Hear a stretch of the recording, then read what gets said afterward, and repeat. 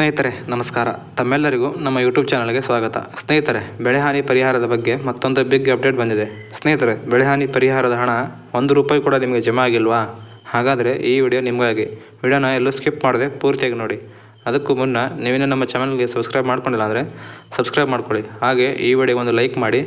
ನಿಮಗೆ ಬೆಳೆಹಾನಿ ಪರಿಹಾರ ಬಂದಿಲ್ಲ ಅಂತ ಕಮೆಂಟ್ ಮಾಡಿ, ಬಂದಿದ್ರೆ ಬಂದಿದೆ ಅಂತ ಕಮೆಂಟ್ ಮಾಡಿ ತಿಳಿಸಿ. ಸ್ನೇಹಿತರೆ, ಜುಲೈ ತಿಂಗಳಲ್ಲಿ ಸುರಿದ ಭಾರೀ ಮಳೆಯಿಂದಾಗಿ ರೈತರ ಅಪಾರ ಪ್ರಮಾಣದ ಬೆಳೆಹಾನಿಯಾಗಿತ್ತು.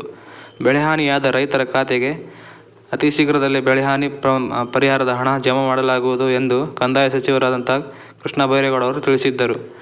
ಆದರೂ ಜಮಾ ಮಾಡಿದ್ದರೂ ಕೂಡ ಕೆಲವು ರೈತರ ಖಾತೆಗೆ ಹಣ ಜಮಾ ಆಗಿಲ್ಲ.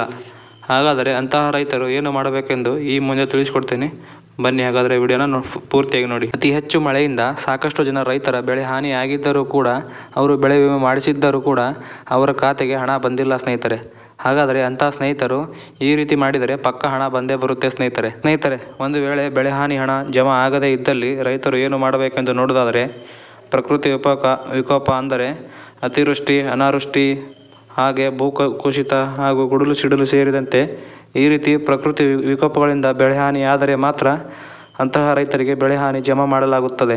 ಇದರಿಂದ ಸ್ನೇಹಿತರೆ, ಬೆಳೆಹಾನಿಯಾದ ನಂತರ ನೀವು ನಿಮ್ಮ ವಿಮಾ ಕಂಪನಿಗಳಿಗೆ ತಿಳಿಸಬೇಕಾಗುತ್ತದೆ.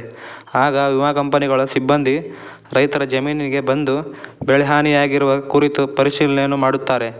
ನಂತರ ಯಾವ ಪ್ರಮಾಣದಲ್ಲಿ ಬೆಳೆಹಾನಿಯಾಗಿದೆ ಎಂದು ಪರಿಶೀಲನೆ ಮಾಡಿ ಅದರ ಆಧಾರದ ಮೇಲೆ ನಂತರ ನಿಮಗೆ ವಿಮೆ ಹಣವನ್ನು ಖಾತೆಗೆ ಜಮಾ ಮಾಡಲಾಗುತ್ತದೆ ಸ್ನೇಹಿತರೆ. ಬೆಳೆ ವಿಮೆಯನ್ನು ಮಾಡಿಸುವ ಮುನ್ನ ರೈತರ ಬಳಿ FID ಇರಲೇಬೇಕು.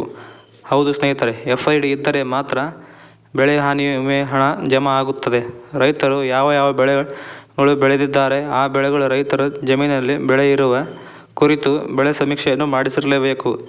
ಒಂದು ವೇಳೆ ಬೆಳೆ ಸಮೀಕ್ಷೆ ಆಗದಿದ್ದರೆ ಬೆಳೆಹಾನಿಯಾದರೂ ಕೂಡ ಬೆಳೆಹಾನಿ ಪರಿಹಾರ ಹಣ ಜಮಾ ಆಗುವುದಿಲ್ಲ ಸ್ನೇಹಿತರೆ. ಈ ಮಾಹಿತಿಯು ನಿಮಗೆ ಇಷ್ಟ ಆಗಿದೆ ಎಂದು ಭಾವಿಸುತ್ತೇನೆ. ಇದೇ ರೀತಿ ಹೆಚ್ಚಿನ ಮಾಹಿತಿಗಾಗಿ ನಮ್ಮ ಚಾನಲನ್ನು ಸಬ್ಸ್ಕ್ರೈಬ್ ಮಾಡ್ಕೊಳ್ಳಿ. ಧನ್ಯವಾದಗಳು.